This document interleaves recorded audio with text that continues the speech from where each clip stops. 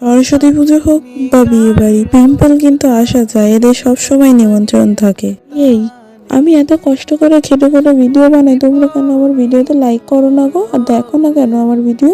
আবার ভিউজ কম হচ্ছে, এরকম করলে কিন্তু আমি ভিডিও কিন্তু বানাবো না। এতক্ষণ ধরে মুখের মধ্যে কি কি ইউজ করছি তোমাদেরকে আর এক্সট্রা করে বলতে হবে না। অবশ্যই হালকা মেকআপ করবো, তাই দেখো ফাউন্ডেশনটা একদম অল্প নিয়েছি আর এক মুখের মধ্যে অল্পই অ্যাপ্লাই করেছি, মুখের মধ্যে ব্লেন্ড করে নিয়েছি। তারপর দেখো কনসিলার লাগানোর সময় দেখছি কনসিলার শেষ হয়ে গেছে, সেটাকে ভালো করে আমি ব্রাশ দিয়ে ভিতর থেকে টেনে টেনে বের করেছি।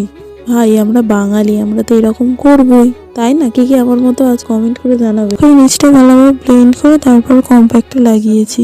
আমার মুখটা বাঁকাচড়া করে দেয়, তো সেটাকে শেপ দেওয়ার জন্য আমি কন্ট্রোল করে তারপরে একটু ব্লাশার লাগিয়েছি আর একটু হাইলাইটার লাগিয়ে নিয়েছি। আর লিপস্টিকটা জানি না কি শেড করেছি, ক্যাড মেরে নিয়েছি। এই যে আমার ফাইনাল লুক। কেমন লাগে?